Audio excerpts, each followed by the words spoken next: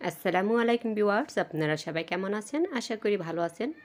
তো আজকে আপনাদের মাঝে নিয়ে আসলাম একটা রেসিপি, সেটা হলো খাসির মাংস দিয়ে মুগ ডাল দিয়ে রান্না করব। তো একদম মাটির চুলায়, মাটির হাঁড়িতে। তো আজকে রেসিপিটা শুরু থেকে শেষ পর্যন্ত দেখবেন, ভালো লাগবে। তো একটা লাইক দিবেন আর কমেন্ট করে জানাবেন কেমন হয়েছে আমার এই খাসির মাংস দিয়ে আর মুগ ডাল রান্নাটা মাটির চুলায়। তো আমার চ্যানেলে যারা নতুন তারা অবশ্যই আমার চ্যানেলটিকে সাবস্ক্রাইব করে রাখবেন। তো এই যে দেখুন, ভিডিও শুরুতে এখানে হচ্ছে ডালটা টেলে নিচ্ছে। মুগ ডালটা প্রথমে এই মাটির হাঁড়িতে আমি টেলে নিচ্ছি।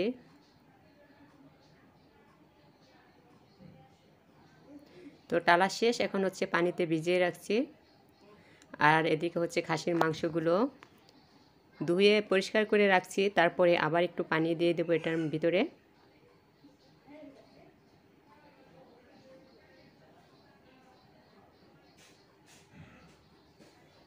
আর এদিকে হচ্ছে পাতিলে আমি তেল দিয়ে দিয়েছি, আর হচ্ছে গরম মশলা দিয়ে দিয়েছি,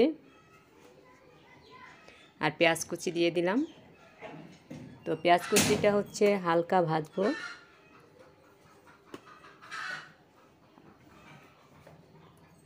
তো মাটির চুলা রান্নাটা কিন্তু খেতে অসম্ভব মজার হয়, আর যদি হয় আবার মাটির হাঁড়ি। তো মাটির হাঁড়িতে রান্না করতেও কিন্তু অনেক ভালো লাগে। মাটির চুলায় বা মাটির হাঁড়িতে যদি রান্না করেন, তো রান্না করে দেখতে পারেন আপনারা, অনেকটাই ভালো লাগে রান্না করতে। মনের ভিতরে কেমন যেন একটা ফিলিংস আসে, মানে ফিলিংস আসে, ভালো লাগে মাটির হাঁড়িতে রান্না করতে। তো দিয়ে দিলাম আদা রসুনের পেস্ট, আর হচ্ছে হলুদের গুঁড়ো, মরিচের গুঁড়ো দিয়ে দিব আমি এখানে, ধনিয়ার গুঁড়ো, একটু পানি দিয়ে দিলাম যাতে করে গুঁড়া মশলাটা না পুড়ে যায়, এর জন্য। তো এভাবে করে স্বাদ মতো লবণটা দিয়ে খুব সুন্দর করে মশলাটা কষিয়ে নিতে হবে।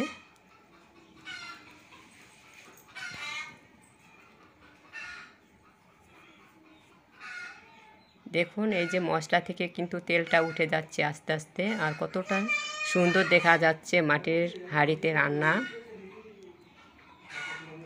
এই যে তেলটা উঠতেছে দেখুন। তো মশলাটা কিন্তু কষানো হয়ে গেছে, এর জন্য তেলটা ছেড়ে দিচ্ছে, উপরের দিকে তেলটা উঠে গেছে। তো এখন হচ্ছে সেই ধুয়ে পরিষ্কার করে রাখা খাসির মাংসটা এখানে দিয়ে দিচ্ছি।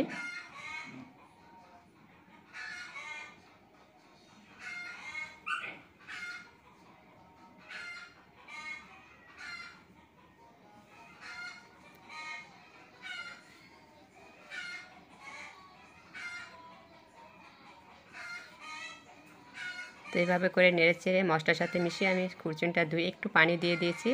এখন হচ্ছে মাটির একটা ঢাকনা দিয়ে ঢেকে রাখলাম। তো ঢাকনাটা উঠিয়ে নিলাম। দেখুন, এই যে মাংস থেকেও কিন্তু অনেক পানি উঠছে।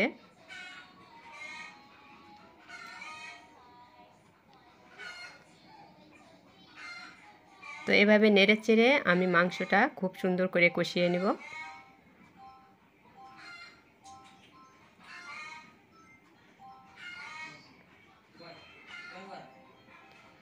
তো মাংসটা কষানো হয়ে গেছে। এখন হচ্ছে আমি মুগ ডালটা ধুয়ে সুন্দর করে পরিষ্কার করে নিয়েছি, সেই মুগ ডালটা এখন দিয়ে দিলাম মাংসের সাথে অ্যাড করে।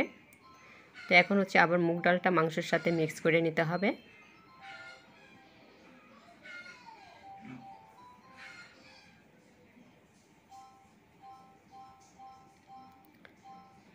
তো এভাবে নেড়েচেড়ে খুব সুন্দর করে মিক্স করে আবার কষিয়ে নিতে হবে ডালের সাথে।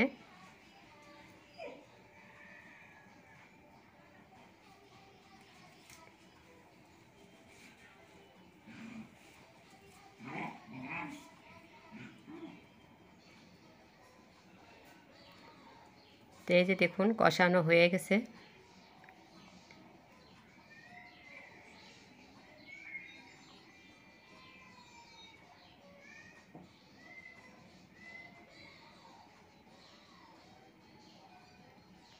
তো এখন হচ্ছে এখানে ঝোলের পানিটা দিয়ে দিব পরিমাণ মতো।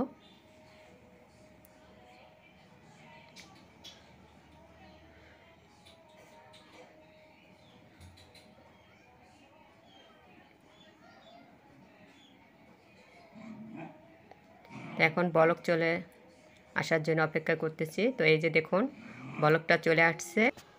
তো এখন হচ্ছে ঢাকনাদার ডেকে রাখলাম। তো কিছুক্ষণ পরে ঢাকনাটা উঠিয়ে নিয়েছি। দেখুন এখন একটু নেড়ে চেড়ে নিব।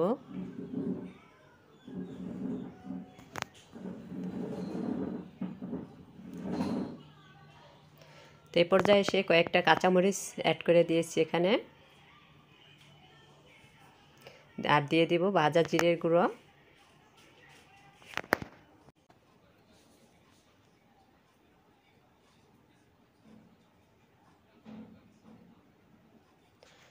তো ভাজা জিরের গুঁড়োটো দিয়ে দিয়েছি এখানে।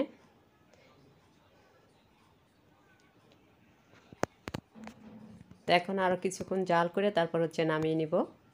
দেখুন এই যে ঝোলটা কিন্তু কমে গেছে এবং কি মাংসটাও সিদ্ধ হয়ে গেছে। তো এখন হচ্ছে চুলা থেকে নামিয়ে নিব। রান্না করা শেষ। এই যে এখানে নামিয়ে সার্ভ করে নিয়েছি। তো কারেন্ট চলে গেছিলো, এর জন্য কালারটা খুব সুন্দর দেখা যাচ্ছে না। তো মাশাআল্লাহ দিলে কালারটা খুবই সুন্দর হয়েছিল এবং কি অনেক মজারও হয়েছিল। তো কারেন্ট না থাকার কারণে এরকম দেখা যাচ্ছে, ভালো দেখা যাচ্ছে না আর কি। তো আজকের রেসিপিটা কেমন হয়েছে মাটির চুলায় মাটির হাঁড়িতে অবশ্যই কমেন্ট করে জানাবেন।